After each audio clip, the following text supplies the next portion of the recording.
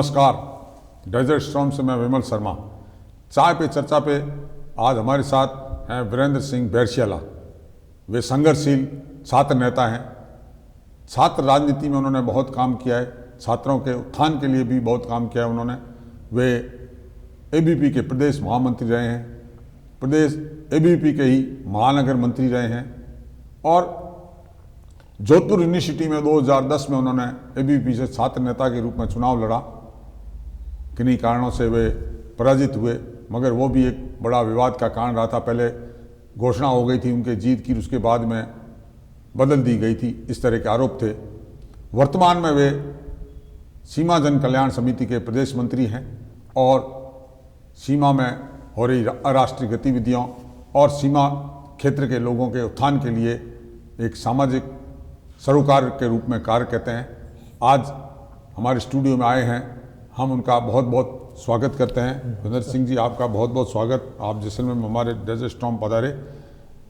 मेरा आपसे सवाल है कि आपने छात्र राजनीति में बहुत काम किया है, लंबा अनुभव है आपको, तो छात्र राजनीति में आपके एबीवीपी के प्रदेश मंत्री के तौर पर आपने काम किया। इस दौरान जब आप चुनाव लड़े तो एबीवीपी के आपके कार्यकर्ता के रूप में काम किया उसके, और जिस तरह से चुनाव लड़ा और उसमें जिस तरह का एक असमंजस की स्थिति और जीत घोषणा होने के बाद में जो वापस हराने का मामला हो गया था, उस पर भी प्रकाश डालें, जो हमारे आम दर्शकों को पता नहीं कि 12 वर्ष पहले जो जोधपुर चुनाव हुए थे काफ़ी विवादों में रहे थे, उस संबंध में बताएं।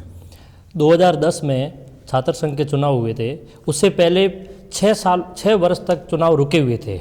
विद्यार्थी परिषद एबीवीपी के कार्यकर्ताओं ने बहुत आंदोलन करते सरकार पे दबाव बना करके चुनाव शुरू करवाए। तो जिस समय चुनाव नहीं थे उस समय केवल विद्यार्थी परिषद के कार्यकर्ता ही कैंपस में संघर्ष करते हुए, काम करते हुए, विद्यार्थियों के समस्याओं को उठाते हुए नजर आ रहे थे। जब चुनाव हुए तो आम विद्यार्थियों में बड़ा उत्साह था। छात्र संघ के चुनाव हुए और चुनाव में जिस समय मुझे प्रत्याशी बनाया था, कार्यकर्ताओं में ज़बरदस्त उत्साह था, क्योंकि मैंने वहाँ पर कैंपस में रह करके बिना चुनाव के भी वहाँ छात्रों के बीच में बहुत काम किया था। काम करने के बाद में जब प्रत्याशी घोषित किया और उसके बाद में जिस प्रकार से चुनाव हुआ, चुनाव वाक़दा विद्यार्थी परिषद के कार्यकर्ताओं की मेहनत की बदौलत एक तरफा चुनाव था। और चुनाव में सबको पता है, अगर 2010 के छात्र संघ चुनाव को अगर कोई देखते हैं ना, तो वहाँ पर मीडिया कटिंग्स, वहाँ उस समय के तत्कालिक विद्यार्थी, तत्कालिक वाइस चांसलर, सब लोगों को ये पता था। यहाँ तक कि उस समय के रजिस्ट्रार ने मुझे आकर के और प्रशासन ने बधाई भी दी थी कि आप चुनाव जीते हैं और आपका हक बनता है, क्योंकि आपने इतने वर्ष तक काम किया है। तो जब चुनाव नहीं थे उस समय विद्यार्थी परिषद ही काम करती थी। लेकिन सरकार उस समय कांग्रेस की सरकार थी, जोधपुर के ही रहने वाले अशोक जी गहलोत उस समय मुख्यमंत्री थे। तो आप अगर वहाँ देखें तो छात्र संघ के चुनाव में नेताओं का क्या काम होता है, लेकिन आप देखें वहाँ के तत्कालीन खूब कई मंत्री, वहाँ के महापौर, वहाँ के कांग्रेस के जिलाध्यक्ष, सब लोग वहाँ आकर के जिस प्रकार के परिणामों को परिवर्तित किया, ऐसा लगा कि लोकतंत्र का साक्षात गला घोंटते हुए मैंने व्यक्तिगत प्रत्यक्ष रूप से देखा। और हजारों विद्यार्थियों ने जो प्रदर्शन किया और उसको सहन नहीं कर पाए। सरदारपुरा में, जोधपुर यूनिवर्सिटी में कई दिनों तक यूनिवर्सिटी बंद रही, आंदोलन हुए।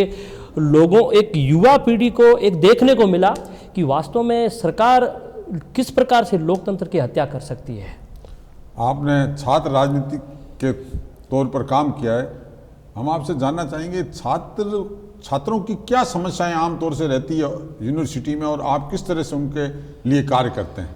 वास्तव में जो विद्यार्थी 12वीं करके उत्तीर्ण करके जब विद्यार्थी महानगर की ओर जाता है, कॉलेज की तरफ जाता है, विश्वविद्यालय की तरफ जाता है, वो अनभिज्ञ होता है। उसको जानकारी नहीं होती कि मेरा एडमिशन कहाँ पर होगा, मुझे रूम लेना है तो रूम लेकर के मुझे कहाँ रहना है। ये एक जो दिशा देने का काम जो वहाँ करते हैं, वहाँ पर वास्तव में जो अच्छे संगठन, अच्छे कार्यकर्ता वहाँ पर कैंपस के अंदर काम आपको विद्यार्थियों की मदद करते हुए दिखते हैं। क्योंकि नए विद्यार्थी को पता नहीं होता है, जानकारी नहीं होती है कि कौन सा फॉर्म कहाँ भरा जाएगा और कौन से सब्जेक्ट में कहाँ पर मुझे जाना है। और यहाँ तक कि कईयों को तो ये भी पता नहीं होता कि मुझे आगे सब्जेक्ट कौन सा लेना है। तो एक यूनिवर्सिटी के अंदर जो पहले समय में रैंकिंग बहुत होती थी, इसको लेकर के विद्यार्थी परिषद का बहुत बड़ा आंदोलन हम लोगों ने खुद ने आंदोलन किया, बहुत बड़ा आंदोलन किया। तो एक जो कैंपस में भय का वातावरण बनता है यूथ को लेकर के, एक कई जने वहाँ पर विद्यार्थी ऐसे भी होते हैं जो एक भय का वातावरण होता है, उसको दूर करने में भी विद्यार्थी परिषद जैसे संगठन ने बहुत काम किया है वहाँ पर। रैगिंग, वास्तव में रैगिंग से आम छात्र बहुत परेशान रहता है, उसके अलावा जिस तरह से आपने बताया कि किस तरह से छात्रों की मदद की जाती है, छात्रों को नए नए छात्रों को पता नहीं होता है कि किस तरह से आवेदन करना है, किस तरह से फॉर्म भरना है, क्या सब्जेक्ट लेना है, किस तो एबीपी के युवा नेता होने के नाते, एबीवीपी के आप प्रदेश मंत्री होने के नाते आपने उनको काफ़ी सहयोग किया और जोधपुर में आप छात्र नेता के रूप में बहुत आंदोलन किया। वर्तमान में आप एबीवीपी के वर्तमान में आप सीमा जन कल्याण समिति के प्रदेश मंत्री हैं, तो सीमावर्ती क्षेत्र में सीमा जन कल्याण समिति का बहुत अहम रोल है, उसके बारे में बताएं कि किस तरह से सीमा जन कल्याण समिति सीमावर्ती क्षेत्रों में कार्य कर रही है। संगठनों में दायित्व तो बदलते रहते हैं। विद्यार्थी परिषद का दायित्व रहा मेरे पास में, उसके बाद में सीमा जन कल्याण समिति का दायित्व मेरे पास में पिछले कई वर्षों से है। अभी भी मैं विद्यार्थी परिषद में काम कर रहा हूँ। वास्तव में दोनों में काम करने में बहुत फ़र्क है। एक आप यूथ में पढ़े लिखे विद्यार्थियों में विद्यार्थी कैंपस में काम करते हैं, और फिर दूसरा जब सीमा जन कल्याण समिति में आप ग्रामीण क्षेत्र में सीमाओं के ऊपर क्या समस्याएँ हैं, लोगों की राष्ट्र को लेकर के, सीमाओं को लेकर के क्या सोच है, अगर कभी कोई ऐसी परिस्थिति बनती है, जिस कई बार परिस्थितियां बनी हैं, विशेष करके बॉर्डर के लोगों को तो एक तरह से दोहरी भूमिका निभानी पड़ती है, एक सामान्य नागरिक और एक सीमावर्ती नागरिक होने के, ये लेकर के जो एक जन जागरण का काम जो सीमा जन कल्याण समिति जैसे राष्ट्रभक्त संगठन जो इस क्षेत्र के ऊपर कर रहे हैं, वास्तव में एक बहुत बड़ा जन जागरण हुआ है। और मैं तो यहाँ तक कहता हूँ कि जिस प्रकार से आर्मी, बीएसएफ जो सीमाओं के ऊपर काम कर रहे हैं, उससे भी बड़ा काम सीमा जन कल्याण समिति जैसे संगठनों का है। क्योंकि समाज के अंदर अगर राष्ट्रभक्ति नहीं रहेगी, समाज अगर राष्ट्र के प्रति समर्पण नहीं रहेगा, हम देश को माँ मानते हैं, माँ के प्रति एक पुत्र का क्या कर्तव्य होता है, ये कर्तव्य सबको भान हो, ऐसा काम सीमा जन कल्याण समिति के कार्यकर्ता गांव गांव, ढाणी ढाणी करते हैं। और समाज में और क्या परेशानियां, क्या वास्तव में सीमाओं के ऊपर गांव में रहने वाले लोग गांव से उजड़कर शहरों की ओर नहीं जाए, सीमाओं के ऊपर ही राष्ट्रभक्ति सोच रखने वाले लोग सीमाओं के ऊपर रहें, पलायन शहरों की तरफ नहीं हो, ऐसा भी एक बहुत बड़ा विजन लेकर के सीमा जन कल्याण समिति के कार्यकर्ता काम करते हैं। आपने एक बहुत बड़ी बात कही कि सीमा पर तो सैनिक लड़ते हैं और सीमा की रक्षा करते हैं, मगर सीमा के अंदर भी कार्य करना पड़ता है। ऐसे जज्बा राष्ट्रभक्ति का पैदा करना पड़ता है जो राष्ट्र के प्रति जिनका हमेशा जज्बा रहे, राष्ट्रभक्ति रहे उनमें, और सीमा पे एक सहयोगी के रूप में डटे रहें और सीमा से छोड़कर शहर की तरफ नहीं आवें। इसके अलावा हमारे सीमावर्ती क्षेत्र जो जैसलमेर, जो आपकी सीमा जन कल्याण समिति के क्षेत्र में आता है, जैसलमेर, बाड़मेर, गंगानगर, बीकानेर, तो इन जिलों में आबादी का संतुलन बदल रहा है। उस बारे में आप क्या क्या कहना है? एक वर्ग की आबादी लगातार बढ़ती जा रही है और एक वर्ग की आबादी उस संतुलन को नहीं बना पा रही है। आपने बहुत अच्छा सवाल पूछा है कि वास्तव में पढ़े लिखे लोगों को ये इस ओर ध्यान देना चाहिए कि बांग्लादेश सीमाओं के ऊपर क्या स्थितियां बनी कि सरकारें हैं वो सीमांकन कराने में उनको बहुत मुसीबतें हो रही है। जम्मू कश्मीर में क्या स्थितियां बनी, वो स्थितियां इस क्षेत्र में भी बनते कोई देर नहीं लगेगी कि सीमाओं के ऊपर हम लोग जाते हैं, सीमा जन कल्याण समिति के कार्यकर्ता होने के नाते कई बार सीमाओं के ऊपर जाते हैं। हर वर्ष हम देखते हैं कि जनसंख्या का घनत्व जिस प्रकार से वर्ग विशेष का सीमाओं के ऊपर बढ़ा है, ये सरकार को ध्यान देना चाहिए। क्या ये सरकार के ध्यान में है? अगर सरकार के ध्यान में है तो सरकार क्या कदम उठा रही है, और अगर सरकार के ध्यान में नहीं है तो ये आने वाले समय में कभी भी बहुत बड़ा बवंडर इस क्षेत्र के लिए घातक हो सकता है। ये कभी भी इस क्षेत्र के लिए बहुत बड़ा एक घातक सिद्ध हो सकता है, क्योंकि कई लोगों की मानसिकताएं, आप वहाँ देखिए सीमाओं के ऊपर सरकारी ज़मीनों पे आप कब्जे करके घर बना रहे हैं, सरकारी ज़मीनों के ऊपर आपने गांव के गांव बसा दिए, ढाणियाँ के ढाणियाँ बसा दी, और सरकार के ध्यान में ही नहीं है। ये जो एक वर्ग विशेष की आबादी का, जनसंख्या का जो एक असंतुलन हुआ है, ये आने वाले समय में खतरे की घंटी है, और हमारी उम्र में हमें रहते हुए ये खतरा कभी भी हमको देखने को मिल सकता है। सीमावर्ती क्षेत्र में जिस तरह से आबादी का असंतुलन है, उसी तरह से ये कहा जा रहा है कि एक वर्ग विशेष के धार्मिक स्थलों की और मस्जिदों की संख्या और मदरसों की संख्या बढ़ती जा रही है, और उसमें कई ऐसे तत्व भी हैं जो जिनका वेरिफिकेशन पुलिस ने नहीं कर पाया है। अन्य प्रदेशों से आके यहाँ दीनी तालीम दी जा रही या धर्म विशेष की तालीम दी जा रही, उस पर भी सीमा जन कल्याण समिति की नज़रें हैं। सीमा जन कल्याण समिति की सीमाओं के ऊपर होने वाली हर घटनाओं पर नजरें हैं। आप देखिए कि सीमाओं के ऊपर जिस प्रकार से धर्म विशेष के बड़े बड़े धार्मिक स्थल बने हैं, हजारों की संख्या में वहाँ पर धर्म विशेष के लोग एकत्र होते हैं, इकट्ठे होते हैं, वहाँ पर धर्म विशेष की ऐसी बातें की जाती है। और ये भी आपको बता दें कि सीमाओं के ऊपर कोई धार्मिक स्थल नहीं बनता है, इसका भी एक प्रोसेस होता है। कलेक्टर के ध्यान में, सरकार के ध्यान में ये सब चीज़ें हैं क्या, लेकिन उसके बाद में भी इस प्रकार के धार्मिक स्थल बढ़े हैं, कोई रोक नहीं, कोई टोक नहीं, ये क्या है। और कई बार आप देखें यहाँ के जनप्रतिनिधियों का, यहाँ के प्रशासन का ये जो ढुलमुल रवैया है ना, ये आने वाले समय में इस क्षेत्र के लिए बहुत बड़ा खतरे की घंटी है। ये चेतावनी अगर यहाँ के सीमावर्ती लोग, राष्ट्रवादी संगठन, हम सब लोगों ने मिलकर के इसके ऊपर अगर काम नहीं किया तो ये क्षेत्र अंगारों के ऊपर खड़ा है। आपने कहा निश्चित रूप से ये बात है कि किस तरह से सीमाओं के हालात हैं। सीमाओं में अराष्ट्रीय गतिविधियां भी बढ़ रही है। सीमा जन कल्याण समिति जन जागरण के अभियान भी चलाती है। आप कुछ इस तरह के छात्रावास भी चलाते हैं जहां सीमावर्ती क्षेत्र के छात्रों को पढ़ने का मौका मिले। उसके अलावा भी कई सरोकार है, वो क्या कर रहे हैं? सीमा जन कल्याण समिति के सीमाओं के ऊपर जहां पर शिक्षा को लेकर के वास्तव में बच्चे पेरेंट्स अपने बच्चों को नहीं पढ़ा पा रहे हैं, उनके पढ़ने की व्यवस्था यहां पर हर सीमावर्ती केंद्र के ऊपर की हुई है सीमा जन छात्रावास की तरफ से। उसके बाद में जब आपने बताया कि कई ऐसी अराजक घटनाएं होती है, उड़ता पंजाब की तर्ज पर आपको ध्यान में होगा कि बाड़मेर और जैसलमेर की सीमाओं में कई प्रकार की ऐसी घटनाएं हुई है जहां पर युवा इस घटनाओं में लिप्त रहे हैं। और ऐसी घटनाएं जिसको आप सोच नहीं सकते हो। यहाँ पे सीमावर्ती क्षेत्र का जो युवा है वो राष्ट्रभक्त युवा रहा है, लेकिन आज वो राष्ट्र विरोधी गतिविधियों में लिप्त पाया जाता है। इस प्रकार की तस्करी शुरू हो गई इस क्षेत्र के अंदर। सीमा जन कल्याण समिति के कार्यकर्ताओं ने इस पर बहुत काम किया है। उस गाँव के अंदर जाकर के जन जागरण करना, गांव वाले लोगों को बिठाना, वहां पर उनसे बात करना कि ये काम हमारा नहीं है। हम जिस देश की रोटी खाते हैं, जिस देश को हमने माँ कहा है, उस माँ के अपमान के लिए अगर हमारा बेटा अगर काम करता है तो ये नाजोगेपन का काम है। ऐसा काम हम लोगों को नहीं करना चाहिए। इस प्रकार से जन जागरण का काम सीमा जन कल्याण समिति के कार्यकर्ता छोटी छोटी संगोष्ठियां करके, बड़े बड़े सम्मेलन करके, गाँव के अंदर जाकर के जन जागरण का काम बहुत समय से सीमा जन कल्याण समिति के कार्यकर्ता कर रहे हैं। बदलते परिवेश में जब से ये सोशल मीडिया और ये जो जिस तरह का इसका यूट्यूब का इसका विस्तार हुआ है, जैसलमेर में दो तरह की समस्याएं आ रही है। एक तो हनी ट्रैप के माध्यम से सीमा पाकिस्तान से या अन्य जो अपना दुश्मन राष्ट्र है वो यहाँ की सूचनाएं प्राप्त करने के लिए हनी ट्रैप करते हैं, और एक यहीं देश में रहने वाले लोगों को ही हनी ट्रैप किया जाता है। तो उस पर सीमा जन कल्याण समिति का कोई संज्ञान लिया है? देखो, हनी ट्रैप के जो मामले हैं निश्चित तौर से पूरे देश में बढ़े हैं, लेकिन भारत पाकिस्तान की सूचनाओं को लेकर के जिस प्रकार की घटनाएं इस सीमावर्ती क्षेत्र को जो टारगेट किया जा रहा है, ये भी एक जन जागरण के माध्यम से, क्योंकि हमारी इधर क्षेत्र की जो जनता है ना वो कई मामलों में भोली जनता है, इसलिए लोगों को पता नहीं होता है कि भी इसका जो है ट्रैप का क्या दुरुपयोग हो रहा है। ऐसा कोई भी फ़ोन आता है या ऐसी कोई बात होती है तो हम लोग जन जागरण कर रहे हैं कि प्रशासन को वगैरह को अवगत कराना चाहिए और इस प्रकार के चंगुल में नहीं फंसे। ऐसा जन जागरण का काम है सीमा जन कल्याण समिति के कार्यकर्ता कर रहे हैं। चाय पे चर्चा पे हम वीरेंद्र सिंह बैरसियाला से बात कर रहे हैं।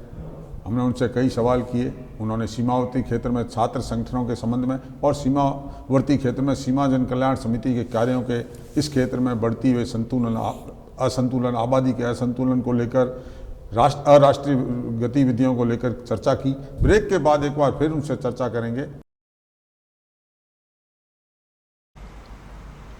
नमस्कार, आप देख रहे हैं डेजर्ट स्टॉर्म न्यूज़। जैसलमेर से जुड़ी सही, सटीक और निष्पक्ष खबरें देखने के लिए हमारे चैनल को आज ही सब्सक्राइब कीजिए और बेल आइकन दबाना न भूलें ताकि आपको समय समय पर नोटिफिकेशन मिलता रहे। Desert Storm News Facebook, Instagram और ट्विटर पर भी अवेलेबल है, जिसका लिंक आपको नीचे डिस्क्रिप्शन बॉक्स में मिल जाएगा। आज ही हमारे चैनल को सब्सक्राइब, शेयर और फॉलो ज़रूर करें।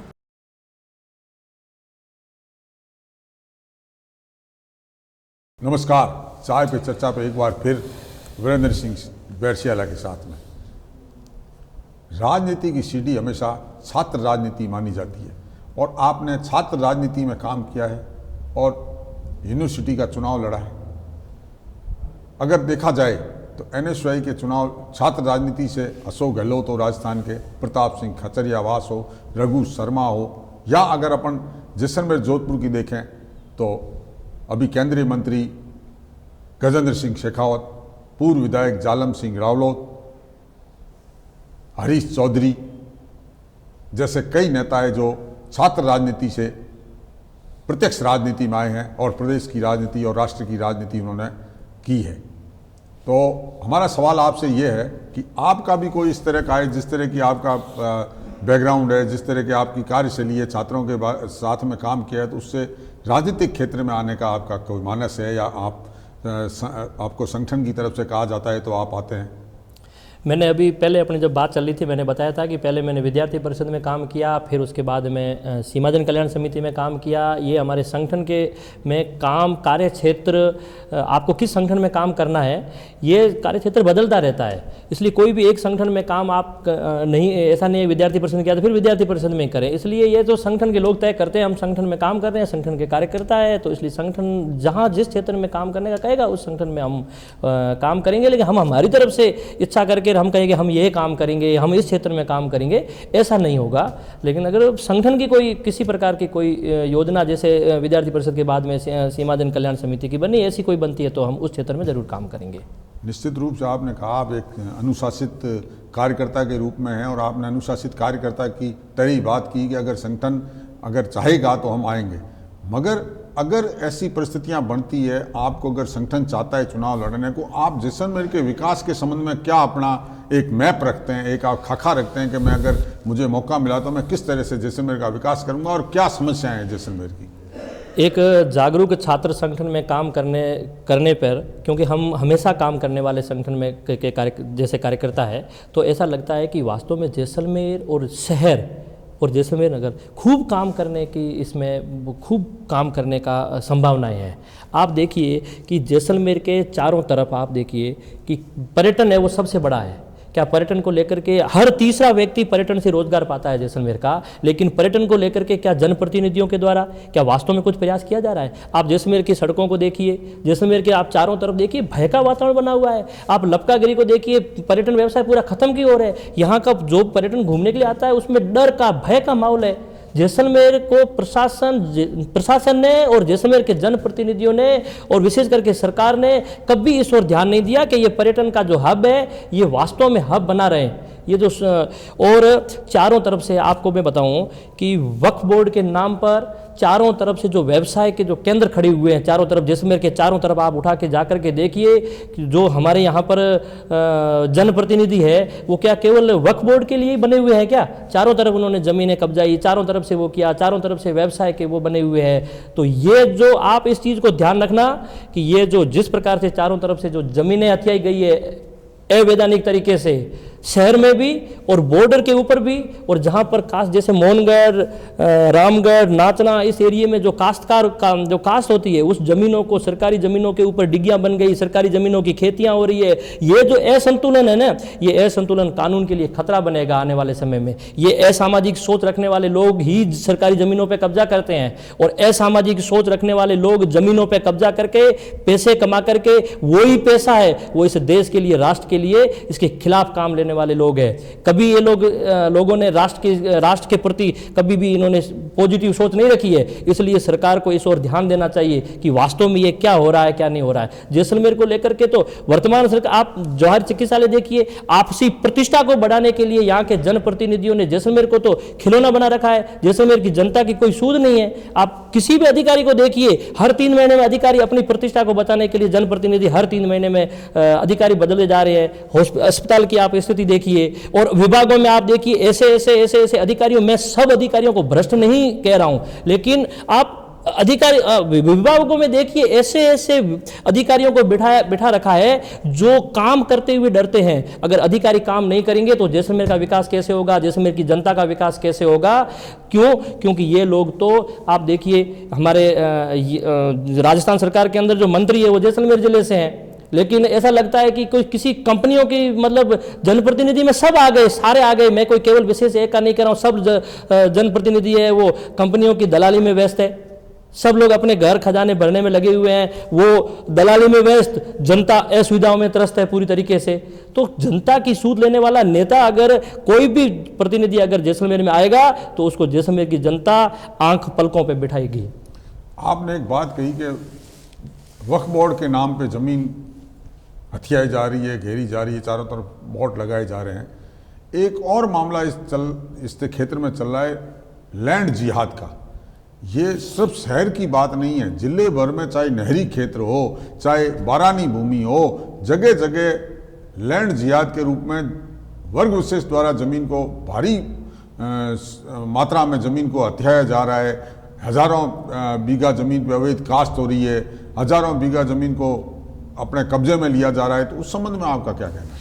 ये जो आपने सवाल पूछा है, ये राष्ट्र की सुरक्षा के लिए और इस सीमावर्ती क्षेत्र की कानून व्यवस्था के लिए सरदर्द बनने वाली है। क्योंकि जिस प्रकार से ये जो लैंड जिहाद जो एक शुरू हुआ है, ये योजनाबद्ध तरीके से शुरू हुआ है और असामाजिक तत्व सरकारी ज़मीनों को कब्जा रहे हैं। आप चाहे कास्ट की ज़मीन को देखिए, चाहे आप बॉर्डर के ऊपर जाकर के देखिए, घर के घर बना दिए, पक्के वहाँ पे निर्माण हो गए। आप शहर में देखिए, चारों तरफ आप देखिए, और क्या सरकार, यहाँ के प्रशासन है, आंखें मूंद करके उन अपराधियों का सपोर्ट कर रहा है, आंखें मूंद करके अपराधियों का सहयोग कर रहा है। आज तो प्रशासन आंखें मूंद करके इन अपराधियों का, असामाजिक तत्वों का सहयोग कर रहा है, सपोर्ट कर रहा है। यही अपराधी आप देखना इस कानून व्यवस्था के लिए, इस प्रशासन के लिए सरदर्द बनेंगे। क्या सरकार की कोई योजना है, सरकार का कोई ध्यान इस ओर है कि हमारी सरकार की हमारी जमीन है, उस पर किस प्रकार से कब्जे हो रहे, और सीमावर्ती क्षेत्र में जिस प्रकार से ये जो लैंड जिहाद का असंतुलन, जनसंख्या का असंतुलन, देश के प्रति राष्ट्रभक्ति का अभाव, इस प्रकार का एक वातावरण जो खड़ा हो रहा है ना, ये वातावरण हम सब के लिए सरदर्द है। अगर कानून व्यवस्था के लिए घातक होगा, प्रशासन काम नहीं कर रहा, सरकार काम नहीं कर रही है, तो मुझे लगता है कि ऐसे राष्ट्रभक्त संगठनों को एक बहुत बड़ा जनमानस तैयार करके ऐसे लोगों के खिलाफ कोई न कोई कदम हम लोगों को उठाना पड़ेगा। क्योंकि ये सीमावर्ती क्षेत्र केवल प्रशासन के भरोसे नहीं है, हम खुद भी सीमावर्ती क्षेत्र के जो नागरिक है, जो इस देश को हम मां मानने वाले लोग हैं, इस मां के ऊपर हम लोग आंच नहीं आने देंगे। कभी जरूरत पड़ी तो निश्चित तौर से एक बहुत बड़ा जनमानस इस क्षेत्र में तैयार किया जाएगा और इस प्रकार के असामाजिक तत्वों को, और जिस प्रकार की ये जो जिहाद, किसी प्रकार के भी जिहाद बढ़े हैं, इस जिहाद के खिलाफ यहाँ का जनमानस खड़ा होगा। आपने बहुत सटीक बात कही कि सीमावर्ती क्षेत्र में जो जिस तरह की असामाजिक गतिविधियां हो रही है, उनको रोकने के लिए, अराष्ट्रीय गतिविधियों को रोकने के लिए जनमानस को आगे आना पड़ेगा। और जनमानस जब आगे आएगा तब न तो सरकार की जरूरत पड़ेगी, न किसी की जरूरत पड़ेगी, और जनमानस में इस तरह का वातावरण उत्पन्न करना पड़ेगा। अब मेरा आपसे अंतिम सवाल है कि आप राजनीतिक क्षेत्र में अपने को किसको आपका अपना आदर्श मानते हैं? हम संगठन में काम करने वाले कार्यकर्ता, इतने वर्षों से हम संगठन में काम कर रहे हैं, इसलिए किसी व्यक्ति को आदर्श मान करके काम करने की परंपरा हमारे संगठनों में रही नहीं है। इसलिए संगठन ही हमारे लिए आदर्श है, राष्ट्र हमारे लिए आदर्श है, राष्ट्र पे काम करने वाली सरकारें हमारे लिए आदर्श है, राष्ट्र के लिए समर्पित होने वाली पार्टियां हमारे लिए आदर्श है, और जो राष्ट्र के लिए जो कुछ करेगा वो राष्ट्र सर्वोपरि, वो हमारे लिए आदर्श है। उसके सिवाय हमारे लिए कोई आदर्श नहीं है। राष्ट्र ही आदर्श है, आपका ये मूल मंत्र है जो एक आम भारतीय के लिए होना चाहिए कि हमारे लिए राष्ट्र ही हमारा आदर्श है। चाय पे चर्चा हमने वीरेंद्र सिंह जी के साथ की, उन्होंने हमारे अनेक सवालों का जवाब दिया। सीमावर्ती क्षेत्र को लेकर वे कितने चिंतित है उस पर भी उन्होंने अपनी बात रखी। चाय पे चर्चा पे बस आज इतना ही। धन्यवाद।